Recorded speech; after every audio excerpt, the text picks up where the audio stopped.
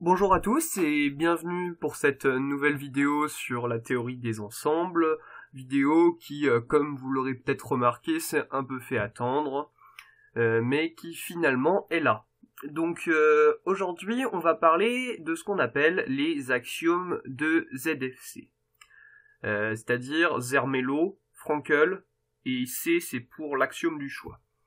Alors, déjà, premièrement, il aurait peut-être été plus pertinent pour moi de parler des axiomes de ZF ici, c'est-à-dire de Zermelo et Frankel, qui sont les premiers à arriver et auxquels on adjoindra plus tard l'axiome du choix, qu'on avait dans un premier temps omis d'ajouter, et en fait on l'utilisait sans se rendre compte, et c'est un axiome qui a pas mal fait débat d'ailleurs, cet axiome du choix, et l'axiome du choix, je ferai une vidéo spécifique dessus un peu plus tard. Pas la prochaine, mais sûrement celle d'après ou celle d'encore après. Donc on va se remettre un peu en contexte. Qu'est-ce que c'est les axiomes de ZFC? Alors en fait, la dernière fois, on avait vu notre paradoxe de Russell. Le paradoxe de Russell qui nous disait, c'est que en gros, les deux axiomes de Cantor qu'on avait pris, les deux principes de Cantor, ils n'étaient pas suffisants. En fait, ils étaient même pas, c'est pas une sorte de suffisant, ils n'étaient pas convaincants, parce que ils amenaient au paradoxe de Russell justement. Et du coup, il y avait besoin de quelque chose pour remplacer ces principes de Cantor pour établir cette théorie des ensembles. Et c'est ce que Zermelo et Frankel, qui sont deux mathématiciens, ont entrepris de mettre en place en créant ces axiomes de ZFC. Donc d'abord Zermelo, puis Frankel qui complète sa théorie. Voilà, et on est parti pour cette vidéo sur les axiomes de ZFC. Alors, tout au long de cette vidéo, on va se placer dans un univers oméga. Et cet univers oméga, en fait, c'est un peu l'univers des objets mathématiques. Et les objets contenus dans oméga sont les ensembles. Alors déjà, il y a un truc qui est un peu compliqué par rapport à ça, c'est oméga, ce n'est pas un ensemble. On va pas définir des ensembles à partir d'un ensemble. C'est quelque chose d'un peu plus compliqué. Et je ne détaillerai pas plus que ça sur ce que ça représente vraiment, parce que déjà l'idée que je m'en suis faite est assez vague, et c'est pas forcément ce qui est important. Donc considérez en fait oméga comme l'ensemble des objets mathématiques, tout ce que vous considérez en maths est dans oméga. Alors non, tous les objets que vous considérez en maths est dans oméga, parce qu'en maths on différencie deux choses, les objets et les relations. Par exemple, une assertion, ce n'est pas un objet. Dans ce sens-là. Et du coup, les objets de cet univers, ce sont les ensembles. Et du coup, en maths, en fait, on va essayer de tout construire à partir de cet ensemble. En fait, tous les trucs que vous connaissez en maths, ce sont des ensembles. 1, c'est un ensemble. 3,14, c'est un ensemble. Les nombres sont des ensembles, dans la façon dont on va les définir par la suite. Ce qui se fera pas dans cette vidéo, mais dans une prochaine vidéo. Et oméga, on va le doter d'une relation d'appartenance, donc qui est la relation d'appartenance que vous connaissez, sauf qu'il va falloir définir un peu comment elle marche, cette relation d'appartenance. Parce qu'en fait, jusqu'à présent, on sait pas grand chose sur oméga, on sait juste qu'il y a des ensembles dedans, et qui sont éventuellement liés par une relation d'appartenance, donc on peut avoir éventuellement un ensemble qui appartient ou non à un autre. En fait, on sait même pas s'il y a des trucs dedans oméga, présentement il pourrait être vide. On pourrait avoir un univers qui ne contient aucun ensemble, mais bon, ça serait pas super intéressant mathématiquement, parce que si on disait qu'il y avait aucun objet mathématique, on serait pas là en train de faire des mathématiques. Donc on aura peut-être besoin de mettre des trucs dedans. Voilà, la question c'est combien d'ensembles on va avoir dans oméga, qu'est-ce qu'on va pouvoir faire avec, et du coup on va créer ces axiomes qui vont nous dire des choses sur la relation d'appartenance.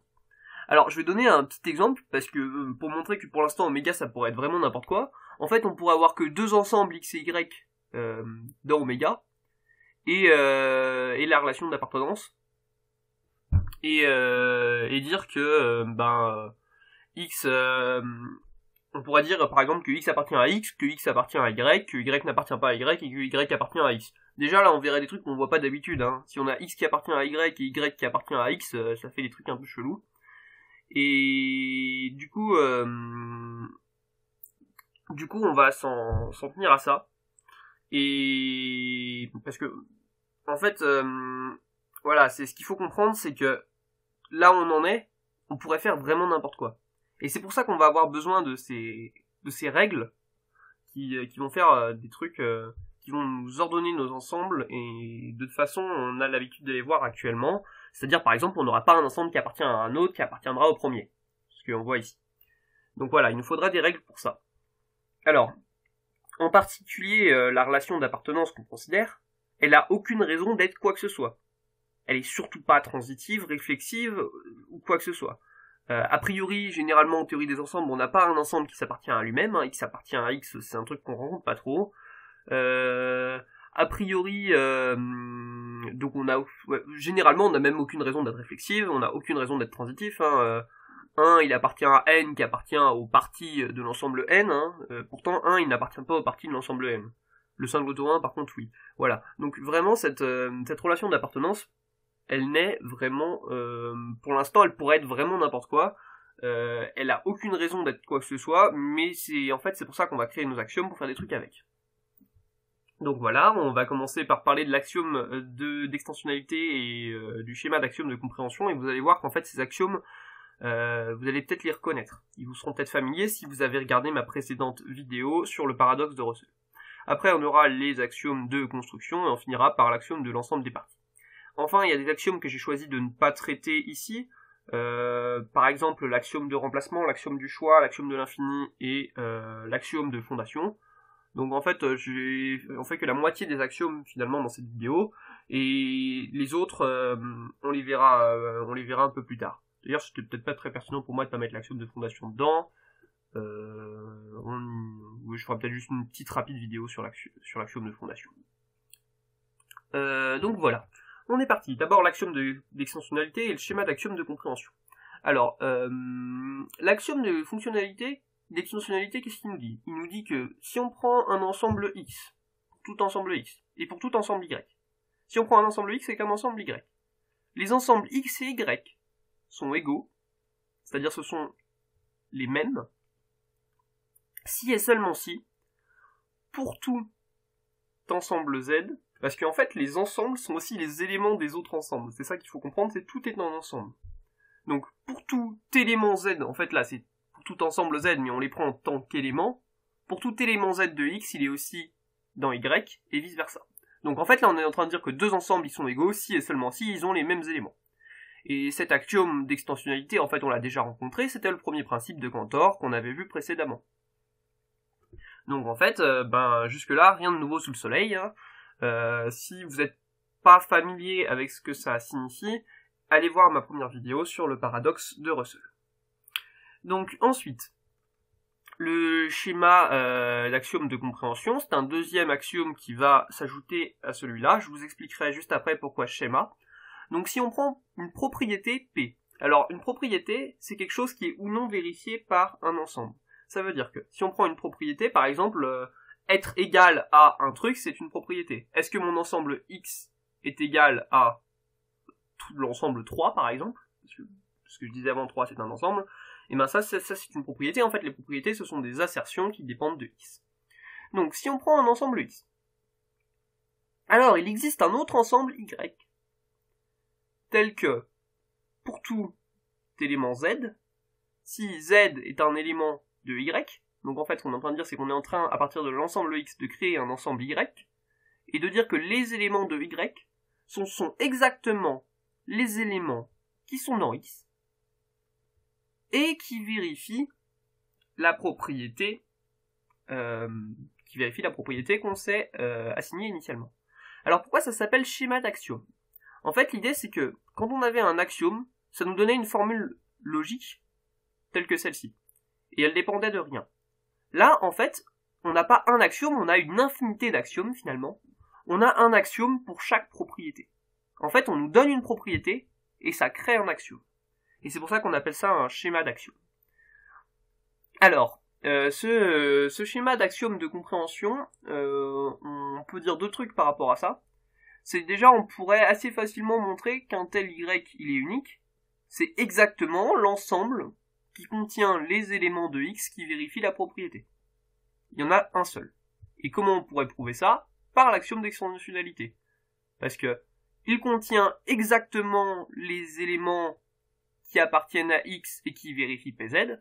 Donc si on a deux ensembles qui contiennent exactement les éléments qui appartiennent à X et qui vérifient PZ, par l'axiome d'extensionnalité, ils ont les mêmes éléments, donc ils sont égaux. Une deuxième remarque, c'est ce qu'on est en train de dire, en fait, cet ensemble Y là, c'est juste l'ensemble des éléments Z qui appartiennent à X et qui vérifient la propriété P.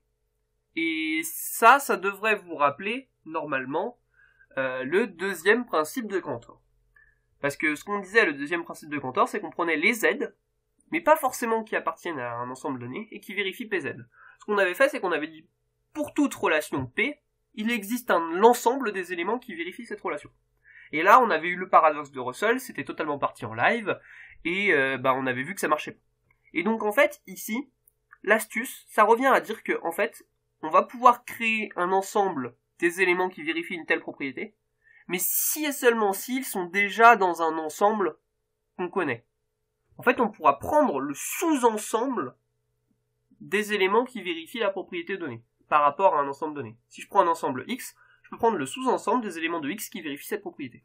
Mais ça ne marche que parce que c'est un sous-ensemble. En fait, on s'est limité. On a dit, je peux pas prendre tous les éléments qui vérifient une propriété donnée, je peux juste les prendre parmi un ensemble qui existe déjà. Et ça nous évite de faire des bêtises. Et du coup, ça nous évite d'avoir des problèmes comme le paradoxe de Russell. Alors, on va voir un premier résultat qui va vous sembler très familier. Ce premier résultat, c'est qu'il n'existe pas d'ensemble de tous les ensembles. Alors comment on va montrer ça? Si on prend un tel ensemble, qui est l'ensemble de tous les ensembles, par l'axiome de compréhension, on peut extraire n'importe quel sous-ensemble qui vérifie n'importe quelle propriété donnée. Donc là, je vais prendre la propriété que X n'appartient pas à X. Donc pour l'instant, on n'a rien dit sur les ensembles qui appartenaient ou non à eux-mêmes. Donc rien ne nous dit que qu'il y a des ensembles qui appartiennent à eux-mêmes, qui n'appartiennent pas à eux-mêmes, ni rien. Bon, alors généralement, on n'aimerait pas que des ensembles appartiennent à eux-mêmes. Mais du coup, on prend les ensembles qui n'appartiennent pas à eux-mêmes, c'est pas forcément des objets choquants. En fait, les ensembles que vous rencontrez dans la vie de tous les jours, c'est des ensembles qui n'appartiennent pas à eux-mêmes. Donc la propriété Px, c'est de ne pas appartenir à soi-même. Et on peut prendre A, qui est un sous-ensemble de E, et qui est le sous-ensemble de E des éléments qui vérifient Px. Donc c'est-à-dire les X dans E, tels que X n'appartient pas à X. Et là en fait ce qu'on retrouve c'est exactement le paradoxe de Russell, sauf que ici ce n'est pas un paradoxe, ça permet juste de montrer qu'il n'existe pas d'ensemble de tous les ensembles. C'est juste de dire en fait que si on prend... En fait on va se demander si cet ensemble s'appartient ou non à lui-même, et on voit que si A appartient à A, alors A il vérifie la propriété de PA vu qu'il est dans A, et vu qu'il vérifie la propriété PA c'est A n'appartient pas à A. Et si A n'appartient pas à A, c'est exactement la propriété PA, et donc ça veut dire qu'il est dans A. Donc voilà, et on arrive à une contradiction, parce qu'on a à la fois A appartient à A, en fait on a ni A appartient à A, ni A n'appartient pas à A, et ça c'est absurde. Donc vu qu'on arrive dans les deux cas à une contradiction, on voit que cet ensemble A pouvait pas exister, et ça c'était un sous-ensemble de E qu'on a extrait de façon tout à fait légale parce qu'on a utilisé l'axiome de compréhension, et donc ça veut dire que l'ensemble E n'existait pas non plus, et du coup on n'a pas d'ensemble de tous les ensembles. Alors ça c'est pas du tout un problème. C'est pas du tout un problème de ne pas avoir d'ensemble de tous les ensembles. Tout ce qu'on est en train de dire en fait c'est que en fait l'objet qu'on avait essayé de construire avec le paradoxe de Russell, en fait il n'existe pas, on ne peut pas le construire. Et c'est pas du tout un problème parce qu'on rien ne nous a dit qu'il existait avant. Alors que quand on utilisait le principe de Cantor, vu qu'on n'avait pas cette condition d'appartenir à un ensemble donné, on pouvait par exemple créer l'ensemble de tous les ensembles. Là, on savait pas si on pouvait le créer, et en fait on vient de découvrir que même on ne pouvait pas le créer. Donc voilà. Ensuite, on va voir les axiomes qui sont les axiomes de construction. Parce que, en fait, la seule façon qu'on avait d'obtenir un ensemble jusqu'à maintenant, donc l'axiome d'extensionnalité nous dit juste si deux ensembles sont égaux, donc ça ne nous permet pas vraiment d'avoir des ensembles, et le schéma d'axiome de compréhension, il nous permettait d'extraire un sous-ensemble d'un ensemble donné, mais si on n'a pas d'ensemble, on peut pas en extraire un sous-ensemble. Donc il va falloir construire des ensembles. Et c'est à ça que servent les axiomes de construction. Alors déjà, on va faire un premier axiome qui est assez basique, c'est l'axiome d'existence. En fait, il existe un ensemble X, tel que X égale X, donc en fait il existe un ensemble X tel que vrai, finalement. En fait, ça veut juste dire qu'il existe un ensemble. On est juste en train de dire que, oui, on veut que dans Oméga, il y ait au moins un ensemble, parce qu'on a envie de jouer avec les ensembles, et s'il y en a pas, c'est un peu dommage. Donc voilà, on avait créé cet univers Oméga, et on met un axiome qui nous dit qu'il y a un ensemble sur Oméga, comme ça on pourra faire des trucs avec. Et en particulier, cet axiome d'existence, du coup on a une propriété, qu'on peut démontrer, ce qu'on va faire, c'est que il existe aussi un ensemble qui n'en contient aucun, on a un ensemble vide. Le fait qu'il existe un ensemble permet de dire que l'ensemble vide existe. Alors l'ensemble vide, c'est l'ensemble qui ne contient rien du tout. Et si on prend un ensemble donné, parce qu'on sait qu'il existe un ensemble, donc on peut en prendre un. C'est ce que nous dit l'axiome d'existence. Et du coup, il suffit de prendre les éléments de X tels que ils sont différents d'eux-mêmes.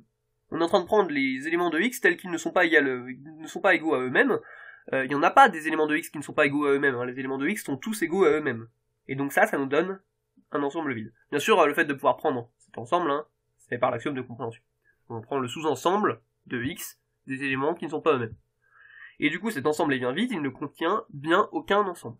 Et on a montré l'existence de l'ensemble vide. On continue avec nos axiomes de construction. En fait, on va vouloir maintenant construire une réunion. Mais en fait, on va expliquer pourquoi on a besoin de l'axiome pour la réunion, alors que visiblement, pour l'intersection, on peut créer l'intersection de deux ensembles. En fait, on peut réaliser l'intersection de deux ensembles, pour ça, c'est pas très compliqué. Si on prend A et B deux ensembles, il suffit de considérer dans l'axiome de compréhension les éléments de X qui appartiennent à A, tels que X appartient à B. On prend le sous-ensemble de A, qui sont les éléments, le sous-ensemble de A qui est formé des éléments qui appartiennent aussi à B. Et ça nous donne bien les X qui appartiennent à A tels que X appartient à B, c'est bien les éléments qui appartiennent à la fois à A et à B, et du coup on a réalisé une intersection de deux ensembles. Donc pas besoin d'axiome pour avoir une intersection. Construire un ensemble plus petit, on y arrive grâce à l'axiome de compréhension. Mais en fait on peut pas faire de même pour l'union, parce que là on a du coup l'ensemble des éléments qui appartiennent à A et à B, mais pour construire l'ensemble des éléments qui appartiennent à A ou à B, si je prends un élément qui appartient si je prends cet ensemble-là, et que je veux le construire par l'axiome de compréhension, il faudrait qu'il soit le sous-ensemble de quelque chose. Mais si je prends les X qui appartiennent à A, qui vérifient un truc, ou les X qui appartiennent à B qui vérifient un truc, c'est toujours soit dans A précisément, soit dans B précisément. Et ça, du coup, quand on fait l'union des deux, en fait, on pourra avoir des éléments dans l'union qui sont dans A, d'autres qui sont dans B, mais qui sont pas dans A, d'autres qui sont dans A, mais qui sont pas dans B. Et ce qu'on se retrouve à dire, c'est qu'en fait, on n'est pas sûr qu'il y a un ensemble qui contienne l'union, et donc on ne peut pas forcément prendre. En fait, on ne peut pas prendre l'ensemble des X qui appartiennent à A ou qui appartiennent à B, parce qu'on saurait pas dans quoi le prendre. Voilà. Donc, il n'existe pas d'ensemble qui contienne les éléments de A et ceux de B, et du coup, on a besoin de cet axiome de la réunion pour créer une réunion. Voilà, je le réexplique une dernière fois. L'intérêt de l'intersection, ce qui est facile avec l'intersection, c'est que si on veut prendre l'intersection de deux ensembles, ce sont les X qui appartiennent à A et à B, on a juste à dire que c'est les X qui appartiennent à A, tel que X appartient à B, et on peut le faire par l'axiome de compréhension. Mais si on veut les X qui appartiennent à A ou qui appartiennent à B, on peut pas l'écrire sous cette forme-là et l'obtenir par l'axiome de compréhension, et on a besoin en fait de l'axiome de la réunion pour l'obtenir. Donc, qu'est-ce que nous dit cet axiome de la réunion? Il nous dit que pour tout ensemble X et pour tout ensemble Y, donc si on prend des ensembles X et Y, il existe un ensemble U, bien sûr U pour union, tel que pour tout élément Z, si Z appartient à U, c'est exactement la même chose que de dire que Z appartient à X ou que Z appartient à Y. Voilà. On a juste pris un ensemble U qui contient les éléments qui appartiennent à X ou qui appartiennent à Y.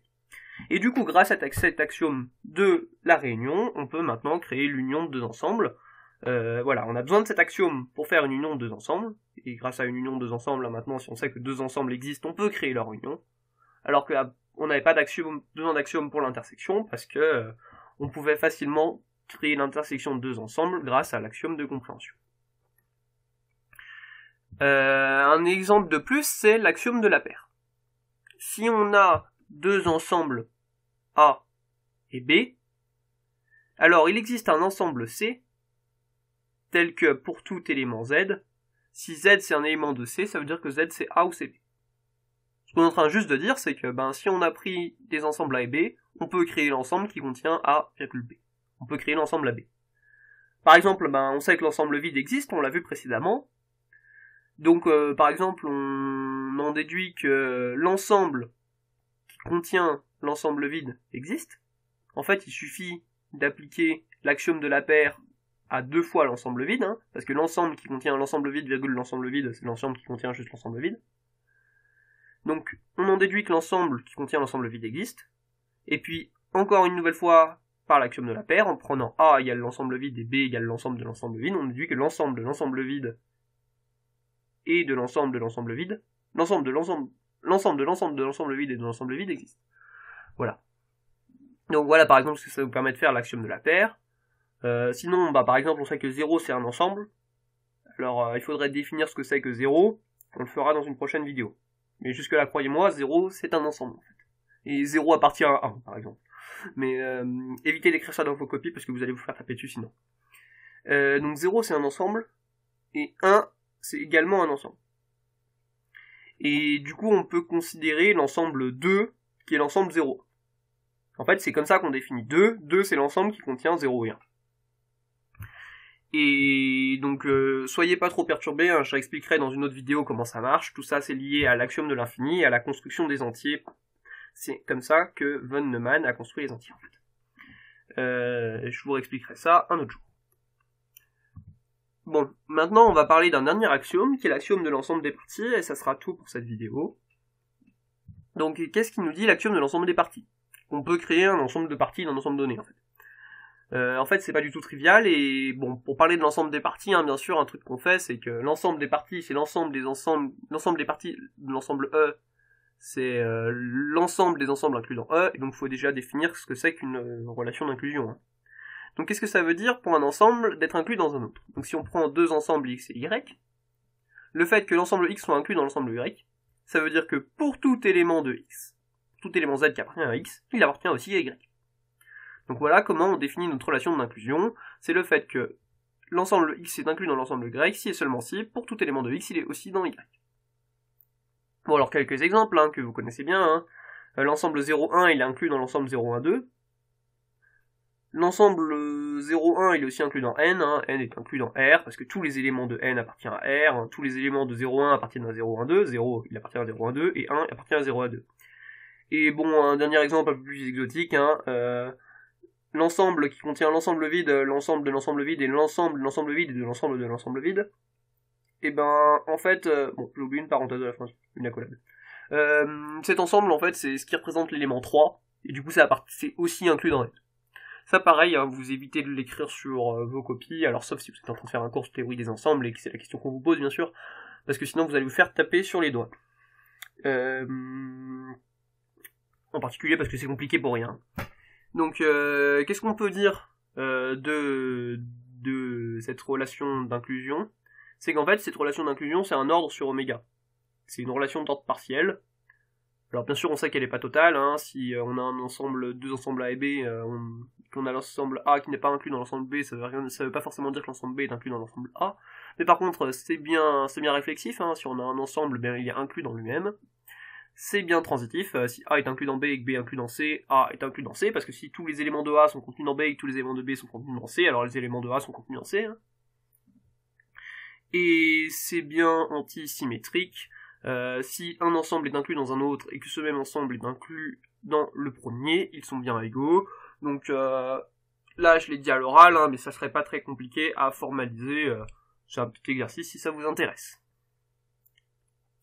Donc voilà, maintenant qu'on a fait cette relation d'inclusion, on peut facilement mettre en place l'axiome de l'ensemble des parties, qui nous dit que pour tout ensemble X, on peut créer l'ensemble qu'on note Px, qui est tel que si l'ensemble Y est inclus dans X, alors l'ensemble Y appartient à Px. Donc voilà, l'ensemble des parties de X, c'est l'ensemble qui contient tous les ensembles qui sont inclus dans X. Quelques exemples, par exemple l'ensemble des parties de 0 à 1, c'est l'ensemble vide qui est inclus dans le singleton, le duet 0,1. L'ensemble qui contient seulement 0 qui est aussi inclus dedans. L'ensemble qui contient seulement 1, excusez-moi, petite erreur de frappe, et l'ensemble qui contient le duet 0,1, l'ensemble est inclus dans une. Ce que ça nous dit aussi, c'est par exemple si on a l'ensemble des entiers existe, on peut prendre l'ensemble des parties de l'ensemble des entiers. Donc voilà comment marche cet axiome de l'ensemble des parties. Alors en fait, il n'était pas si trivial parce que, en fait, si on avait pris un ensemble fini, un ensemble qui contient 2 éléments, par exemple les parties de 0, 1, ça je peux le construire avec l'axiome de la paire, hein, parce que je sais que l'ensemble de vide existe, je sais que l'ensemble 0 existe parce que je peux l'avoir à partir de l'ensemble 0, 1 par l'axiome de compréhension, je sais que l'ensemble 1 existe aussi, et je sais que l'ensemble 0, 1 existe, hein, c'est celui que je considère, et du coup je peux avec l'axiome de la paire les ajouter les uns à la suite des autres, et obtenir l'ensemble. Par contre, pour un ensemble infini, on peut pas procéder comme ça, parce que ça marche de façon finie, hein, en construisant une paire, puis un triplet, etc. Et du coup, pour un ensemble infini, on a vraiment besoin de cet axiome de l'ensemble des parties. Donc voilà, on s'arrête là pour cette vidéo. Alors, vous inquiétez pas si tout n'a pas forcément été clair. C'est logique, hein, c'est les axiomes, c'est des formules logiques qui sont parfois assez imbuvables, hein, même si quand on y réfléchit, en fait, on comprend bien ce que ça veut dire, hein, la relation d'inclusion, c'est pas quelque chose de sorcier.